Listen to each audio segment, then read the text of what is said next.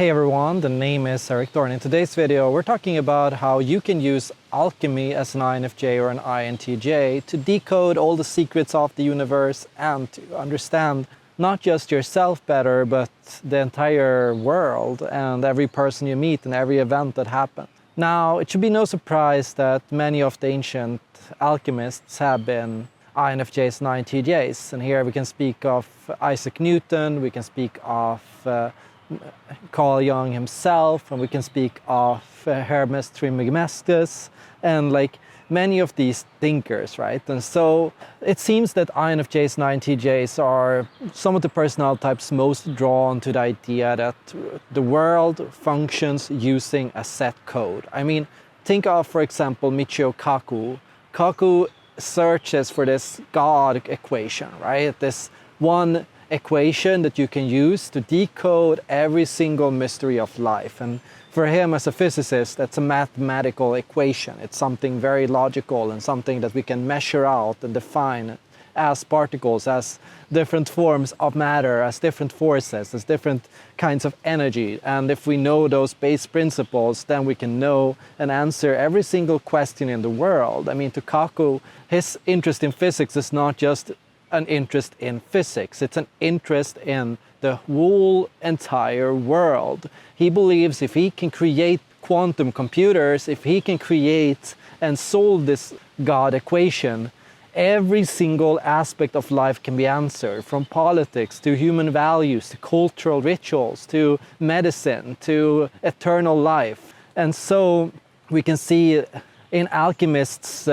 since the dawn of alchemy and since these ideas started coming about, we can see this idea, this, search for, the ultimate pattern or riddle that can be used to understand everything around you, right? So now what I want to do is I want to explain its relationship to introverted intuition and why alchemy is an introverted intuitive style of thinking, right? So the whole idea that the world has a code, one pattern that unifies everything, is a very introverted intuitive idea to begin with. And now this code has taken many forms. Some of the early alchemists argue that everything was a matter of earth, air, fire, and water. And in physics, we talk about four principal forces. We talk about gravity, we talk about strong force, weak force, and electromagnetism. We talk about the constitution of atoms, right? So in modern physics and in the modern world, the idea of alchemy has certainly evolved, and we can have people like Isaac Newton to thank for this, because they took these early alchemical ideas and concepts and metaphors, and he used that to create calculus and early day physics, right? And so alchemy is a way of defining concepts and symbols, and then establishing principles and rules for how these different symbols relate to one another. So an early alchemist would say that earth has this specific relationship to fire, that, for example, fire sets fire to the earth and burns the earth, or that earth has this ability to, hold down air or things like that, right? So a lot of the time, these kinds of ideas, they're not just symbols, right? So the symbols themselves, the symbol of air, fire, and water, and earth, and these ideas that introverted intuitives use when they talk about these things, they're not just understood by themselves, right, as singular concepts. We have to understand that they are metaphors, right? So when we now take this understanding of earth, air, fire, water, and we go out into the world, then every single person we meet can be said to be a combination of these forces, a unique combination of these forces, and perhaps one is more dominant.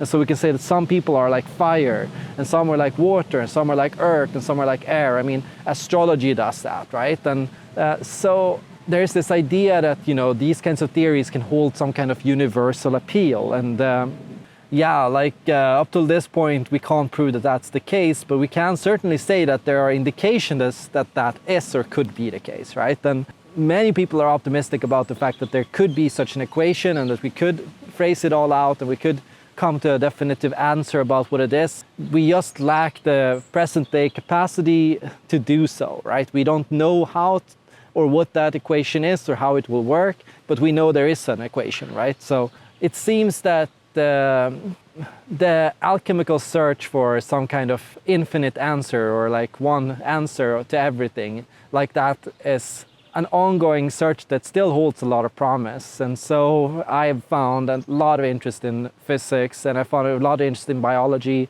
and I found a lot of interest in all matters of life, because from one sense I tend to work from one central framework and one central idea, and then I tend to apply that to everything around me. And so by fitting it into categories and by learning about the essential rules and applying them, I'm able to become interested in any topic and to quickly decode it faster. Now, a lot of people think that, using alchemy is just like some kind of mental crazy wackiness, right? Like that these patterns, that these symbols, that they mean nothing and that they're just crackpot thinking, right? But a lot of the time, people are able to use these theories to solve problems in their personal life, in their relationships, at work, and in different situations in life. And of course, there are theories that do this better and theories that do this worse, right? So certainly, a lot of theories cannot be reproduced scientifically. A lot of different concepts and ideas and metaphors can't be validated as more than just metaphors, right? But even if they can't be validated as metaphors, a person can still find a subjective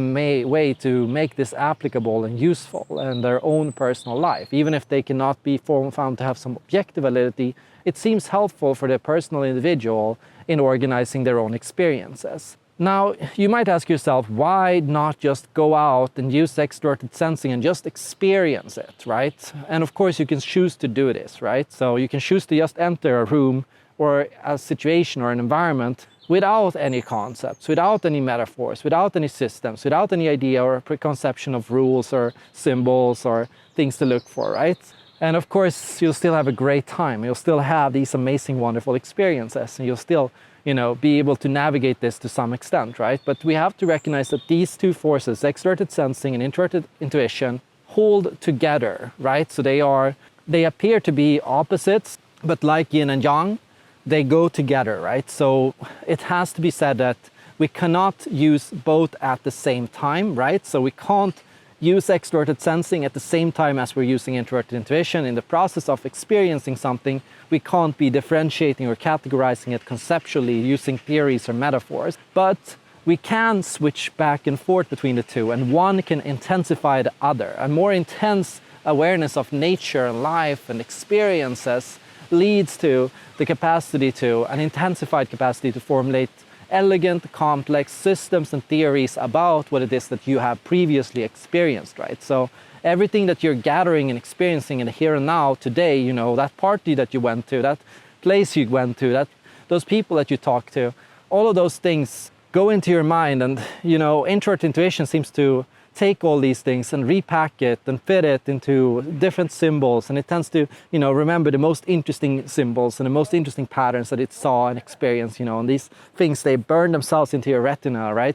And then it starts to unpack it and go, why did it happen? For what reason did that person say that? For what reason did that happen? How come this went the way that it went, right? So it starts to theorize on it, right? And this process of taking and being emotionally impacted by things and finding some symbolical meanings and patterns and underlying things in an experience and then rationalizing it, that's the process that creates introverted intuition. And it seems that typically people that have stronger conceptual fortresses, like mind palaces, right? People that have theories and conceptual systems and ways to navigate life, these people seem to more accurately and more quickly decode the outside world, right? So when a person has these things and goes into an environment or into a place or a situation, it's much more easy for them to learn about it, right? So say that you go into and you take your first class in physics and you have no systems, no patterns, no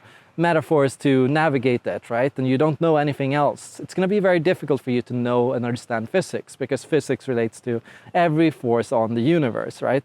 And now, if you don't know anything about the universe or how it works or how it's constituted or anything about it, right? Well, what you're going to end up experiencing is, But if you have no concept of what is inside that room, or what life is, or what the different forces of life are, and like any of those things, right, it's going to be very hard to learn. But if you come up with some basic system, it can be, just organize these forces by what is more fiery, what's more watery, what's more airy, and what's more earthy, right? And like think about the forces in relation to that. Like it will be already a lot easier for you to organize the information into a system and to use it to make accurate predictions about it, to learn it more quickly, to come up with some way to navigate it and to understand what is happening. But without these kinds of conceptual and theoretical framework, there seems to be a limited capacity to navigate these topics and even begin to comprehend them. So what seems to be the case is, if we go into a room which we have not prepared for, which we have not made any theory or concepts around, we'll often become very quickly overwhelmed, because we'll be like, yeah, this is all chaos, this is all a mess, this is all craziness, right? I don't have no clue what's going on here, what's happening. But if we go in with some kind of concept, it looks like, there's a plan to there. And that is the craziness of introverted intuition, because introverted intuitives, they tend to go into situations acting like they know what's happening, what's going on, even though they don't know what's going on, right? So a lot of the time, they have this pre-prepared concept or theory or predictive model that they're working from. And now suddenly everyone sees them and they're like, how does this person know this? Like, how does this person seem to be so, comfortable in this sphere, or this environment, or this place, right? Have they been here before? They can't have. This restaurant just opened, right? So how can they know about this, right? But at the same time, there is this like knowing quality, this cunning quality, this predictive quality that comes from introverted intuition. Like you can even to some extent see it in their eyes. They have this way of looking at the world, like they've got it all figured out, like they know exactly what's going to happen, like they know the secret pattern of life, right? And of course the truth is they don't, right? If you know the truth, the secret of life, you'd have attained eternal life by now. You'd probably already be sitting up in heaven like God, right? Like hitting nirvana, right? Like you'd probably already be, out of the matrix, right? So you're still figuring it out. And the truth is, there's going to be times when you're taken by surprise. When nature surprises you, right? When your models collapse, when your theories and concepts don't fit the phenomenon that you are experiencing, right? And that is, why so many INFJs and INTJs hold this deep anger and antagonism towards extroverted sensing, right? Especially when younger. It can be this like, why won't reality collaborate with and align with my personal theoretical conceptual model for what I want things to be like, right? So it can be this absolute frustration with that, right? And of course, later on you learn that, hey, I can learn from this person. This experience can teach me something. Hey, I can be humbled every single day, no matter what theory I'll throw at it, if I go into a phenomenon or experience and really take it in, I'll experience things that don't match my theories and my models, right? And I'll have to go back and iterate and revise and adjust and work through it, because you can't keep coming at the same phenomenon or problem over and over again with the same solution if the old solution didn't work to begin with, right? And holding to or hiding in an air castle, a mental palace, which works perfectly internally for yourself, by yourself, but which does not work in reality, that is living in a lie, right? So we have to think about how we can navigate and work around that, right? And I work with the dance of opposites here. So the dance of opposites is when you learn to approach this as a dance with a partner that is equally talented as you, right? Because extroverted sensing is equally talented to you. All extroverted sensing types are equally talented to you. Not perhaps every individual extroverted sensing type is, but the function itself, nature itself, the phenomenon itself is equally powerful, equally energetic, equally matching your current strength and level, right? Because the more deeply your conceptual model goes, the more intense it will hit you, right? And the more intense and the more deep and the more refined things you seem to be able to experience through this. So it seems through learning to improve this internal lens, this internal introvert intuitive landscape, it seems that our external lens is also increased in HD and depth, which is probably why a lot of people feel they become more sensitive more highly sensitive as they go deeper in consciousness, right? And that brings us to the immediate benefit for an INFJ or an INTJ to learn and master alchemy and alchemical thinking, and to deepen the relationship to introverted intuition, because it will also deepen your relationship to extroverted sensing, giving you a more complete, rounded experience of life, right? So the true introverted intuition, an accurate form of it, an interesting form of it, a powerful form of it, will be able to dance and fit and align itself with the phenomenon or experience of life as it is happening right in front of you, right here, right now. At least that's my goal. How do you approach it, and how do you relate to an alchemy, and how do you use theoretical conceptual models to understand your life, and how does that help you and benefit you in your relationships, in your work, in your studies, and in whatever it is that you are doing? Thank you so much for watching, and if you want to support this channel, check out patreon.com/Erik Thor, where you can ask any questions you like about INFJs, and yeah, I look forward to see you all in the next video.